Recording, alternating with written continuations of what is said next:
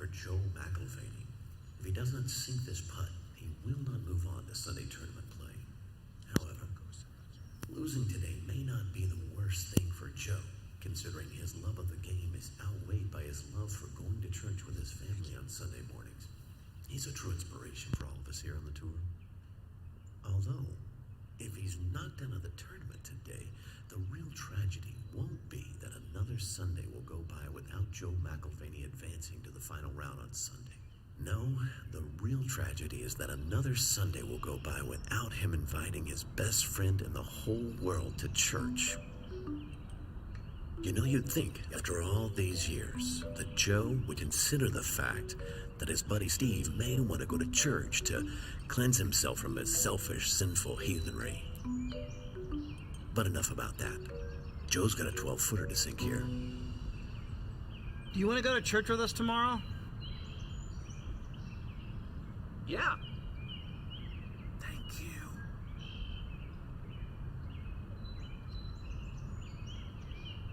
Joe seems a bit distracted today. He really needs to make this putt, or he's gonna have to buy his pagan friend lunch. Miss it!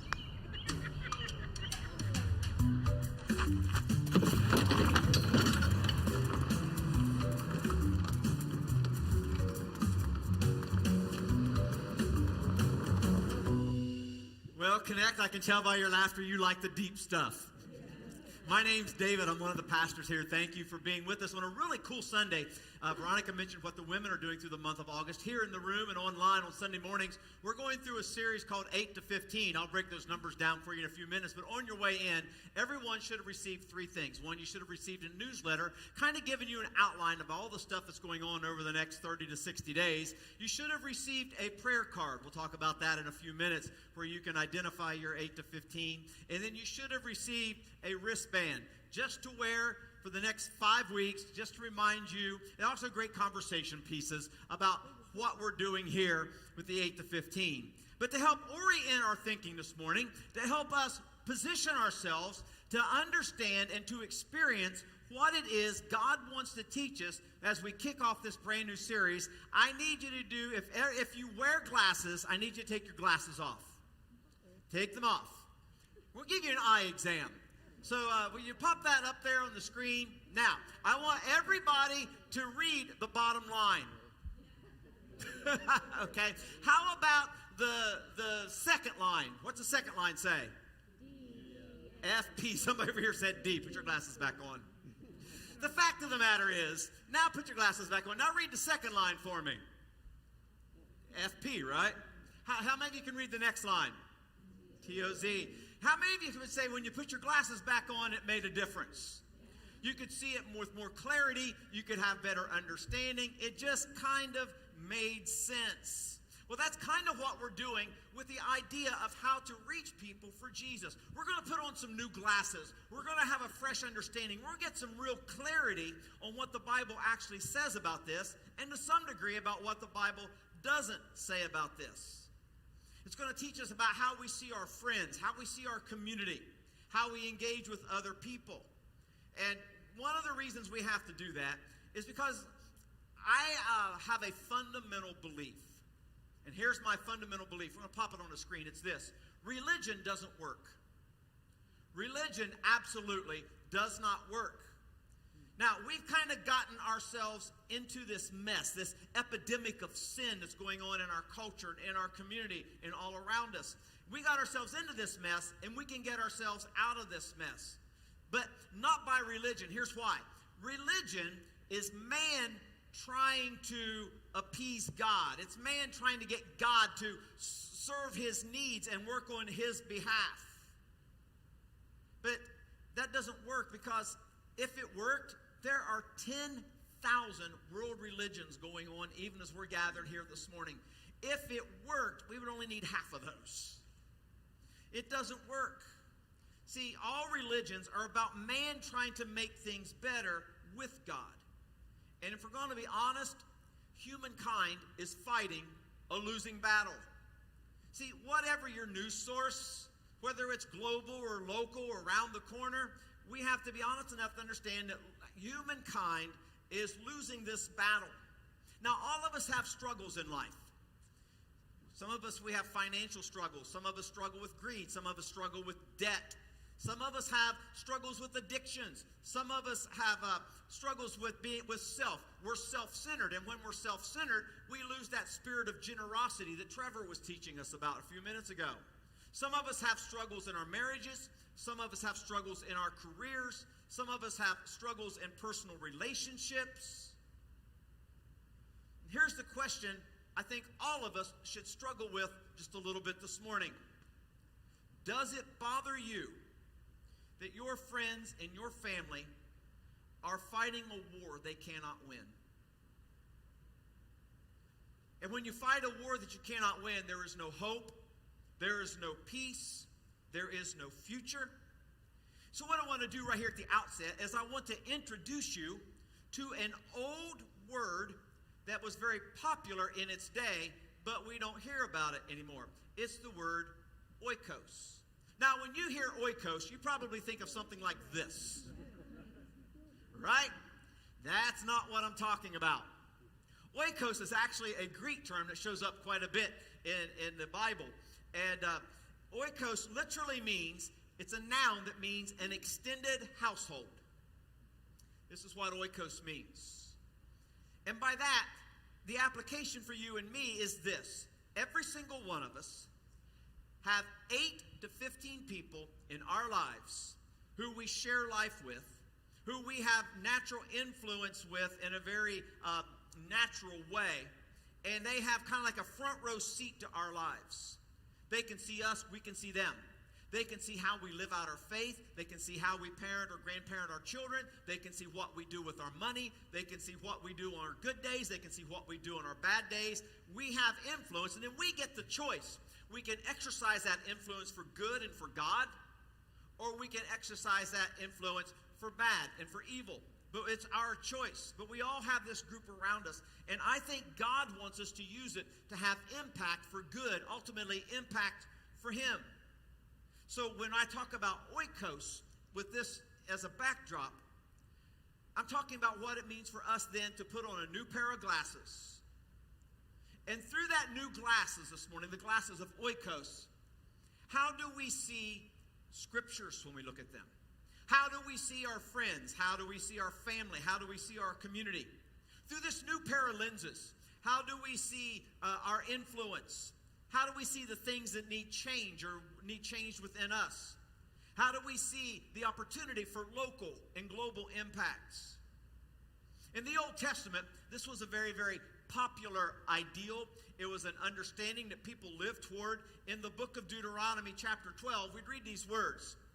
There, in the presence of the Lord your God, you and your families shall eat and shall rejoice in everything you have put to your hand, because the Lord has blessed you. Now, when you see that first line, there, in the presence of the Lord your God, it says what? What's the next phrase? Talk to me.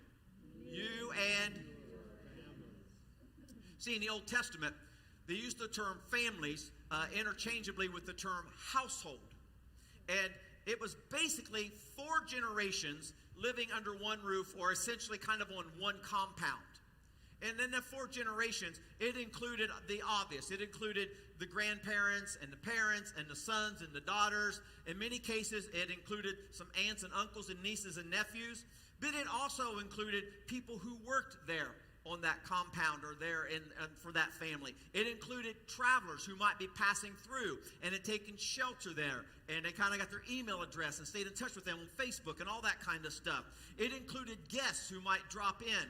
It was a very, very all-encompassing term, but it was all about relationships. It was all about the sharing of everything that God had blessed them with. So far, so good. And then a few verses down, in verse number 12 in the same chapter, the author comes back and reiterates the understanding of this to his audience. He says, and there, rejoice before the Lord your God.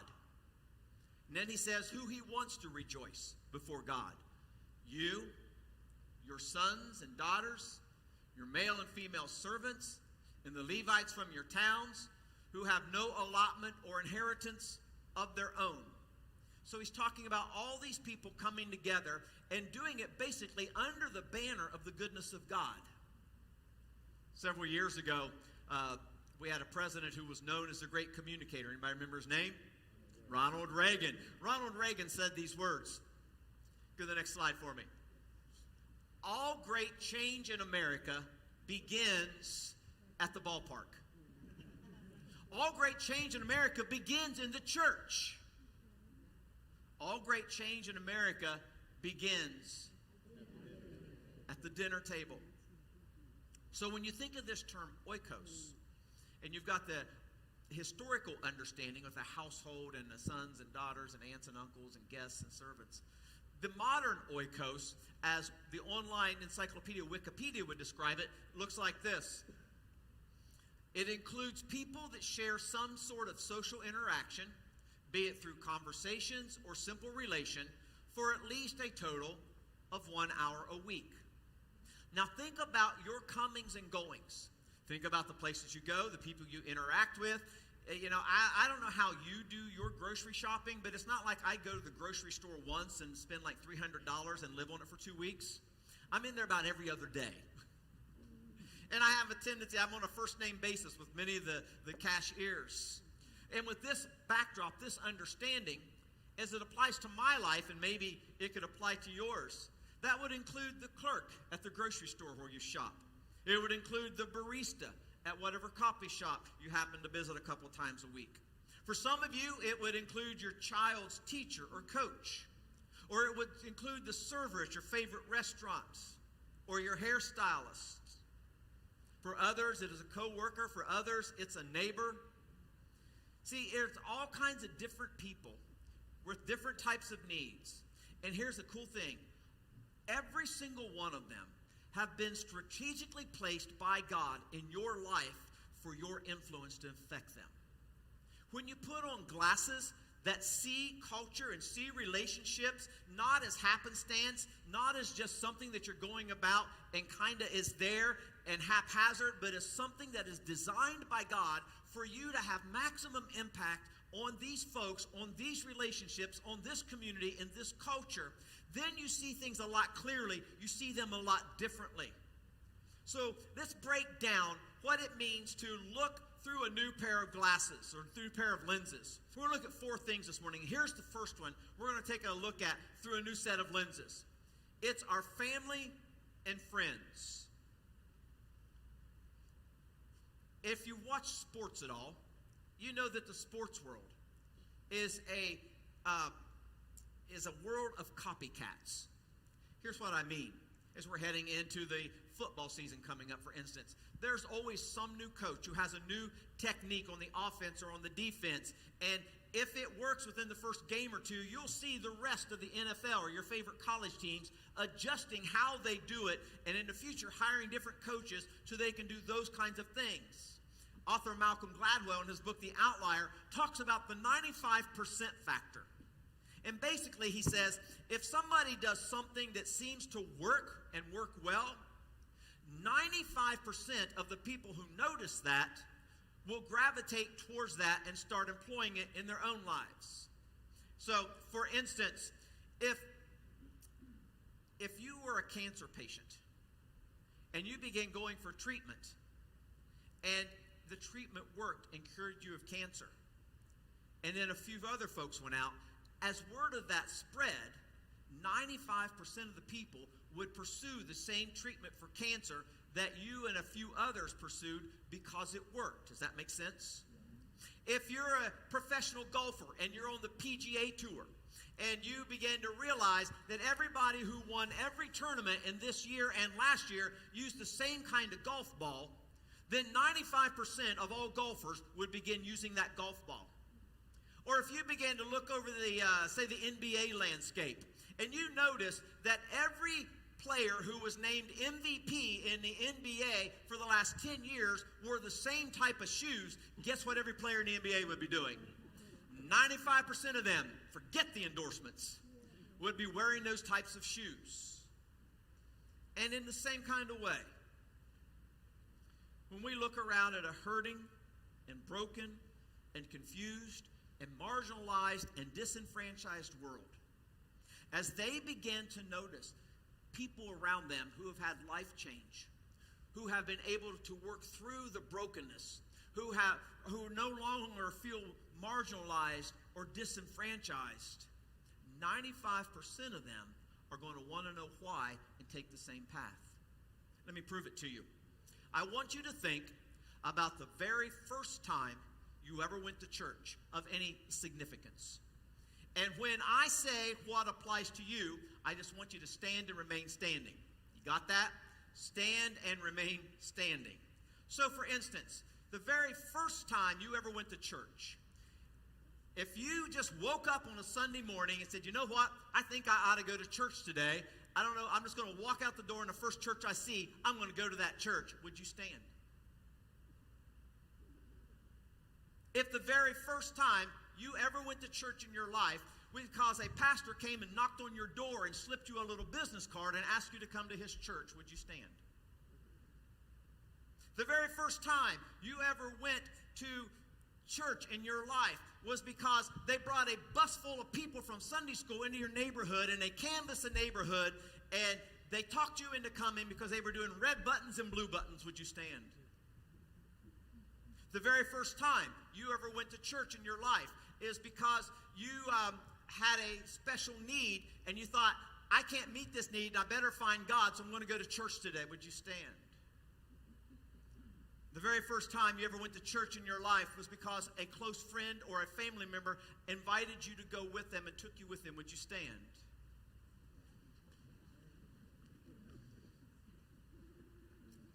Look around. Take a camera and pan this so that people online can see.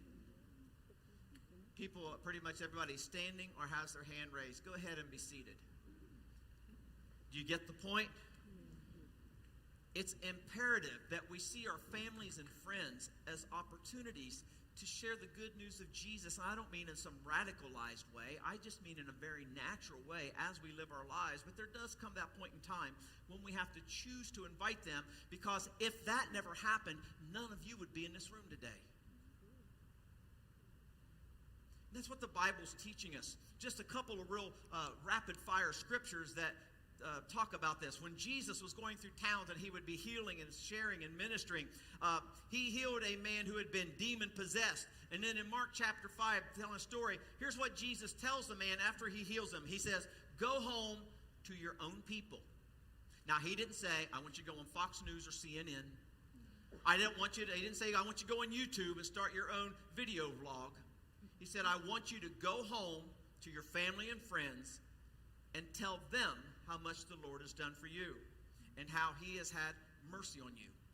This guy didn't go to TPN. He didn't go get on Hillsong. He wasn't speaking on main stage at Thrive or Catalyst or the TM conference. He just went basically back and had dinner with his family and friends. Same kind of way. First little song and one of the very first Bible stories I ever learned as a little kid in Sunday school was a song that said, Zacchaeus was a wee little man, and a wee little man was he. Some of you are not, people in here older than me, cool. Well, in that Bible story, when Jesus looked up in the tree and saw Zacchaeus, here's what he said to Zacchaeus. He said, I'm going to your house. And then later, Luke says in chapter 19, Jesus says, today salvation has come to this house. Why? Jesus went with Zacchaeus to have dinner with his family and friends, with his oikos. When Jesus had healed the son of a royal official, John's gospel says this, talking about that official, he and his whole household believed. And even as we move on past the teachings of Jesus and the new church began to explode, as we would read in the book of Acts, there comes a point in time where mostly when Jesus was doing this, there were people who had a Jewish inclination or Jewish heritage. Now we see it going out among the Gentiles and the pagans of the day. And at a house of Cornelius, the apostle Peter is there. And Peter, it says these in Acts, it says these words, he will bring you a message through which you and talk to me. All your household will be saved. I don't know if you have ever attended the funeral of a close friend or family member who didn't know Jesus. But being a pastor and my mother having, 800 or 900 brothers and sisters. I've done equal numbers of funerals for those who died with the testimony of Jesus in their life and those who died and didn't leave a testimony of Jesus in their lives.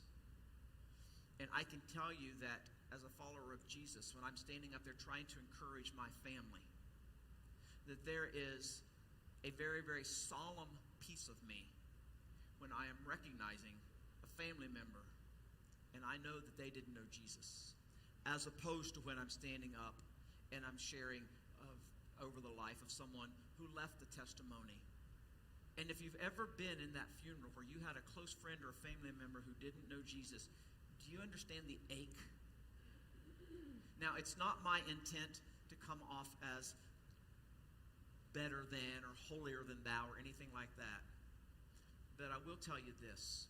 In my own life, in my own experience, when I have had to be in those kinds of circumstances, there was an ache because that there wasn't a testimony.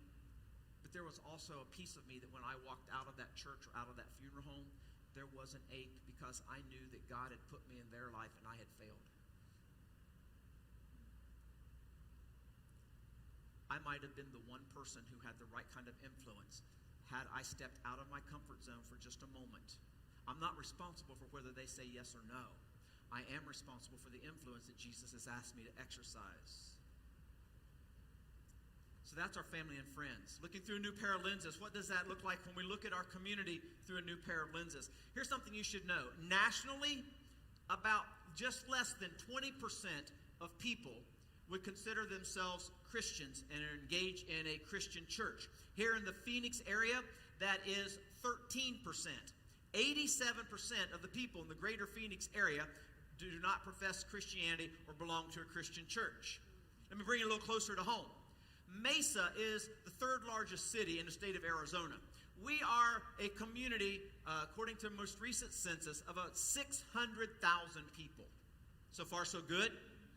Now, when you multiply that by 87%, that means as we're in this worship experience today, in the city of Mesa alone, there are 522,000 people living outside the grace of Jesus Christ. Does that break anybody's heart but mine? You could fill this church a dozen times. You could fill CCV a dozen times, Harvest, Christian Living Word, First Baptist Church, First Nazarene Church, First Church of Amway. You could fill them all a dozen times today, and we would never make hardly a dent in that 522,000. But God's asking us to make a dent in the 8 to 15 with whom we have personal influence. Now, here's the question. Why don't people go to church? The simplest answer is this. For the most part, when someone comes to a church, even if you are the one who has invited them, as they walk in, they feel out of place. You see, most churches are kind of like walking in on two people making out. There's something kind of cool and intimate taking place. You just feel like you're not involved. And in the same way, when people come into church, they kind of feel out of place. They feel like they don't belong. But here's the alarming thing. In a recent survey, recent meaning 5 years ago, of people who do not go to church, 96% of them said they would try going to church if a friend or a family member would invite them. 96%. That's the good news. Here's the alarming news. In the same survey, when Christians were asked this question, how many of you within the last year have invited a close friend or family member to go to church with you? Only 2% of Christians said they had. 96% say they would come if they were invited by a personal friend or family member. Only 2% of Christians have done so. See, that survey went on to ask what would compel them to go to church. And most of that 96% said, we're very concerned about our children and the values that they would embrace. That means, Connect, we've got to do whatever it takes to have an amazing Connect Kids ministry. We have to do whatever it takes to have an amazing youth ministry, even if we can only spell it YTH. For For those of you online, that's Davey's thing. He'll tell you about it in the comment section. We made this decision, and we've got to stick to this decision as we are unleashing this new strategic plan that you've got a sheet there telling you about some of it, and you heard a little bit of it this morning as it relates to women. You're going to hear more and more each week. We've got to go all out to bridge this gap and make a difference, because we want to make it as simple as possible for people to come in and feel like they belong, feel like they are a part. As a matter of fact, in the book of Acts, chapter 15, we'd read these words. We should not make it difficult for the Gentiles who are turning to God. Now, here's the distinction. With the author hanging out with primarily Jewish people who had gone on to say yes to Jesus, now they were starting to branch out beyond Jewish Christians and reach what they called the pagan world, and that was the Gentiles. And they didn't want them having to jump through hoops. But here's the most interesting thing. You would think that these Judaic Christians would want everything to be simple. But we're somewhere, depending on who you read, within 3 or 4 years of Jesus having gone through the grave and on the cross and the Easter experience and resurrected, and it's already gotten very convoluted for how someone would not only say yes to Jesus, but engage in the life of a local fellowship. You would think they'd make it really, really easy, but it gotten all complex. So here at Connect Church, we're just taking a very, very simple model on how we're going to minister to our community. It's pretty simple. When I close out a service, like I did last week on the conversation about eternity, and we ask people who want to make a decision for Jesus, we just simply say, hey, raise your hand. You don't have to crawl over a couple dozen people who you don't know and come and stand in front of a couple hundred people you don't know and put a smile on your face that you don't know anything about. You just raise your hand and say, I accept Jesus. That's pretty simple, right? We just try to do things, we do music that has a modern sound. It's usually pretty simple to sing along with. From the parking lot into our lobby, we try to engage people in just friendly fashions without overwhelming them with a whole bunch of churchianity kind of stuff. And then we do church on Sunday morning, and we try to encourage people to be part of groups like the women's ministry Veronica talked about, or if you're part of Lionel's group or Sue Smith and Ginger's group and some others. We're going to be doing follow-up stuff on this type of thing. I've written a curriculum myself. We just do it really, really simple. And then we go beyond our doors and we try to build partnerships and relationships with community organizations. We don't have to recreate the wheel. We go out and we work through some of these Title I schools, and we go out and we work through Paz de Cristo or New Hope Community Center or the Phoenix Rescue Mission or Feed My Starving Children. And we just say, hey, we want to be hands and feet, and we want to partner with you on making a difference in this community. And of course, the COVID thing said there are a whole lot of people who maybe won't come to your church, but if you took your church to them, they would participate. And during COVID, we averaged right around just over 3,000 people a week watching our services through that camera. And then what does church look like post-COVID? We're still figuring that out, but I think we're well on our way. What do you think? And so we do this with our families and friends, and we look at life through a new pair of lenses. We look at our community. And then I think we have to put on a new pair of lenses to take a look at our country. I mean, our country's in a really, really difficult season. And regardless of which side of the political aisle you sit on, you think the other side's completely wrong, and it's gotten really, really ugly. And in the midst of it all, there is a generation that has been coming up that is larger than the baby boom generation. It's called the millennials. Now, the oldest of millennials are somewhere between 38 and 40, depending on which sociologist you look like. But basically, if you say between 20 and 35, you're talking about these people. And here's what you got to know. They have very, very little interest in coming to church. And so my question is, why don't millennials want to come to church? Why do they stay away from church? And here's the answer. Millennials stay away from church for the same reason that older people are staying away from church. Church is giving them no compelling reason to be there. See, we live in the culture of selfies. How many of you in the last 30 days have taken a selfie or had someone related to you take a selfie? Good number of you. How about online? Confession is good for the soul. Davey's watching. We live in the selfie generation. We live in a self-absorbed culture that says there's no absolute truth, there's no right or wrong. And yet the one thing about this culture that I'm completely mesmerized with, it's still a culture full of people who want to make a difference if they believe in the cause. I mean, look at animal rights groups.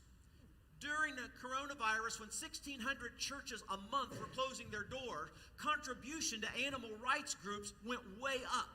And people were adopting animals and taking care of animals like crazy. If you saw any news this morning, California just passed new legislature that their restaurants can't serve bacon or pork chops unless the farms treat pigs in a certain way. To my California friends, we still love you. Come over here, you can eat bacon all day long.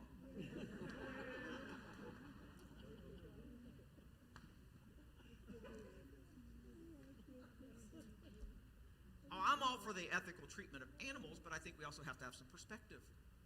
Human trafficking. There are people who give their lives. There are college students who will give their lives to get engaged in human trafficking, but they have no interest in engaging with the local church.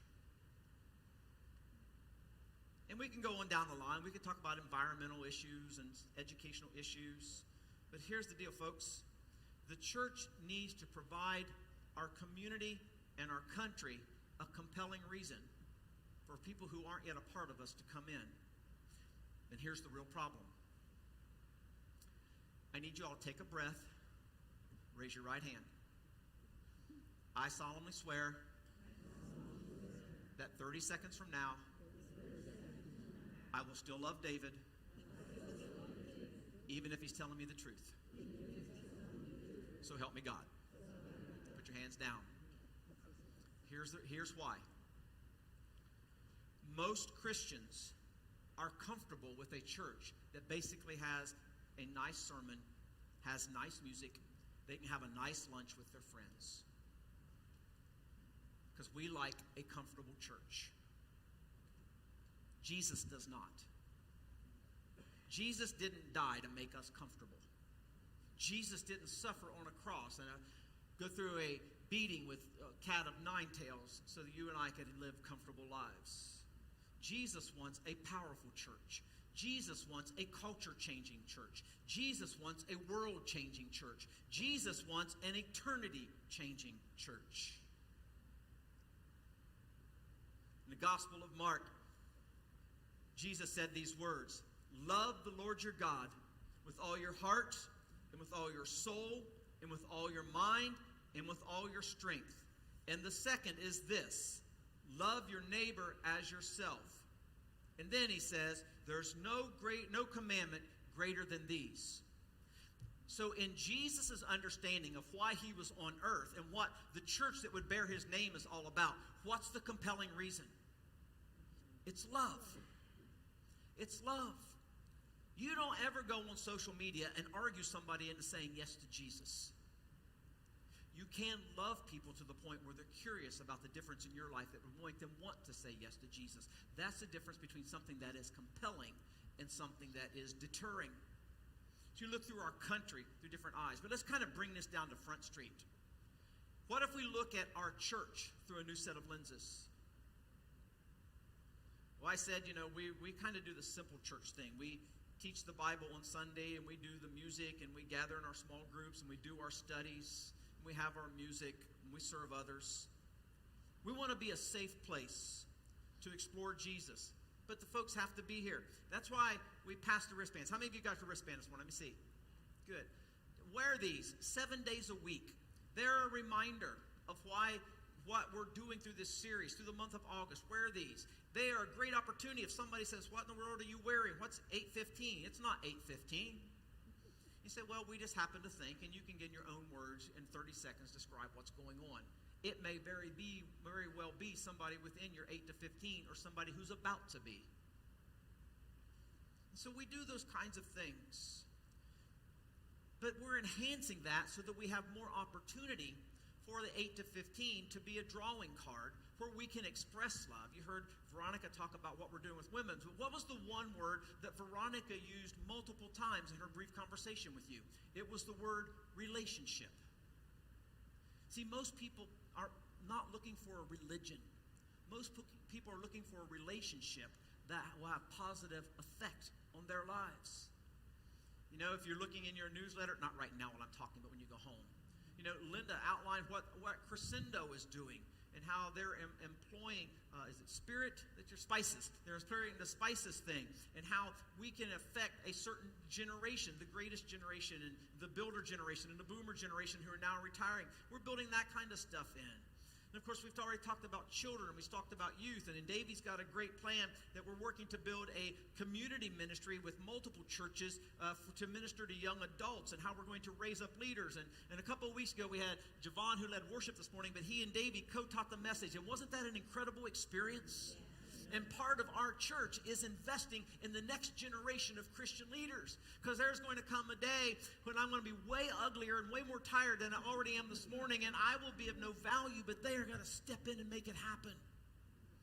We have to be a church that embraces that and celebrates that for a lot of different reasons. Here's what the Bible says. In the book of Corinthians, the Apostle Paul wrote these words. God has placed the parts in the body, every one of them, just as he wants them to be. And see, depending upon your interests and upon your gifting, we're trying to make it very simple for you to employ them here and then through Connect Church have impact on your 8 to 15. We have a whole team of people every month. We're unleashing compassion in our community. There were people out in the lobby last week when we left here, and they were putting together a couple hundred backpacks to share with poverty-stricken families as children go back to school. You did that. Give yourselves a hand. Tell you something else. You guys know that starting this month and for the next few months, we have been approached by a couple of different promoters about using our facility for family-friendly entertainment, right? We've got some stuff coming up, and so they're kicking it off with a country music superstar, if you will, who also happens to be a Christian. He's not doing a Christian concert. He's just doing his music, but it's an acoustic set. A guy by the name of Aaron Tippin. I was talking to the promoter this week, and we were going over some details, and here's something I learned that I didn't know that's actually very pertinent to this conversation. Aaron Tippin is a pilot. He flies his own plane. Well, he has made arrangements with a couple of different television stations here in Phoenix. He's going to come in the day before, and I don't know if it's happening on the Friday night when he comes in or Thursday night when he comes in or Friday morning of the concert, but he has made arrangements to take a couple of their reporters up in his plane. He's going to fly over Mesa. He's going to fly over Connect Church.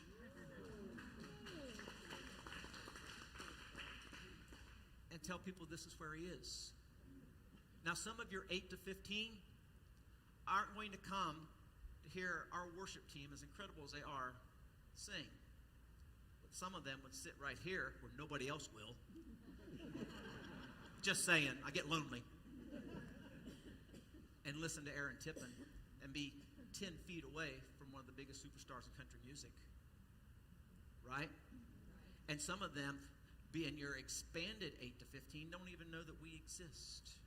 But as we do these family-friendly entertainment things, our primary goal is that's part of our reach-wide understanding. That's what it means to do church in a postmodern, post-faith, post-COVID culture. And then we get a chance to be the volunteers. We get a chance for our students to do the concession sales. We get a chance to just rub shoulders with people who don't know we're here. And guess what we're doing? We're expanding our 8 to 15. That's a large part of it. And that's what the Bible talks about. See, God has equipped Connect Church with each one of you online, so that he can fulfill his purpose through us in our community. God designed all of us. Think about this. This is maybe the most important thing you'll hear me say this morning. God designed every single one of us to be great at only 2 or 3 things, but to be completely inept at the majority of things in life. Does that sound right? I know that's my life, no offense, but it's a good number of you. I can tell by looking at you. We're all designed to be really great at a couple of things and really terrible at most things. Now, why is that? That's so we can focus on what God wants done. That's why he made us great at those things.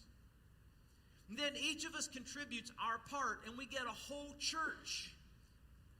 We cannot separate the role of the local church from the mission of every individual who makes up that local church. Here's why. The purpose of the church, pop that next one up there. The purpose of the church no matter what we do, the purpose of the church is the redemption of humanity from sin. And if we ever lose sight of that and we get distracted by other things, we could be a good church, but we will never be a great church, and we will never label ourselves fully as God's church. That is a compelling statement. How we spread that understanding is up to each of us. You know, the whole key with millennials is positioning ourselves in such a way that they feel they want to be a part of rather than they have to be a part of it. They don't have to be a part of rescuing people from sexual trafficking and human trafficking. They don't have to be a part of taking care of animals or the environment. They want to. So how do we position everything that we're doing here in such a way that Jesus is glorified and exemplified, and we're serving our community, and they want to be a part of it? They can't stay away. See, I think of Connect Church when I think about what we're about to do over the next few months. I think of us as a training center where every one of us has the opportunity to become the best version of ourselves, so that together we can have maximum impact on our friends and family, on the 85205, on men and on women and on students and on children and on Mesa and on Phoenix, and maybe even if God blesses the world as we work through Hannah and some other folks. But most Christians do not see their church this way. And most Christians don't see non-believers through these sets of lenses. Most Christians, remember that promise you made me a minute ago, you're still under oath. Most Christians see church as a place to go and have their needs met where they can be fed. The only problem is we come in on Sunday and we stuff ourselves with a buffet and we go out and vomit it up Monday through Saturday and never have to eat anymore. Then we come in and we want to stuff ourselves on the Sunday buffet all over again. And all the while, 87% of our neighbors and friends and family, 522,000 of our neighbors in Mesa alone are fighting a war they cannot win. The church has to move beyond. This is why things like Davy and Javon and others are so important. For Vita and how God's been using her life and what she's been doing. For what's going on with Parker and Preston and Joey and Javier and others. The church has to move beyond this leader-centered, celebrity-centered, pastor-centered focus of highly gifted or highly noticed people into a more personal, relational model where God uses every one of us to influence our 8 to 15. And then when we come together on Sundays, Sunday is a family gathering, and it's a big party and a big celebration. Now let's just be honest though. You know, think about the family of origin in your childhood. You didn't get along with every member of your family every day of the week, right? Sometimes brothers and sisters disagree. The family of God's no different. The only difference is we understand the grace of Jesus, and we attempt to extend that when we have misunderstandings. Is that fair? But Sunday, if we're practicing this, folks, and imagine when we have to bring the rest of the chairs in, and when some of you who have been watching us online feel comfortable and compelled to come in and you want to be a part, and it's just a big family gathering like homecoming weekend. We celebrate Jesus, and we open His Word, and we learn from one another. So here's what I want you to do. If you were given your 8 to 15 prayer card and you came in, would you lift it up? Now, this past Wednesday night, we had a team of people in here actually filling theirs out, and we built a circle, and we were praying over them.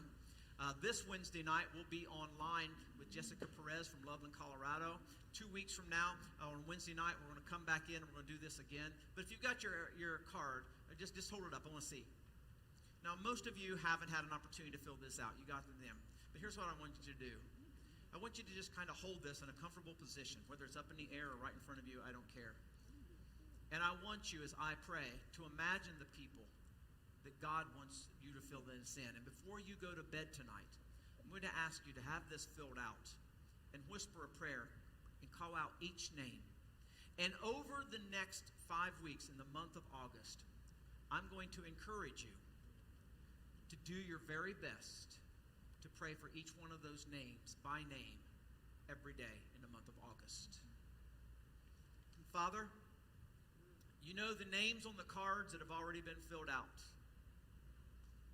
And you know the folks who are holding these up, and they just received their card this morning, and they're wearing their bracelet. And you know the names that you want on each card before they go to bed tonight. And so, Holy Spirit, even as they're sitting here looking at this card, and there are pictures and faces passing through the screens of their minds, I pray, God, that you would minister to them and you would encourage them. And Lord, when they go to bed tonight and have this filled out and they're praying for each of those names, or tomorrow morning in their personal devotions when they're praying for each of those names, pray, Lord, that you would begin to do your work that we can't do as the power of prayer begins to be unleashed in people's lives. And then, God, one of the things we're going to ask is that you give us a natural opportunity at some point to reach out to each name on this list.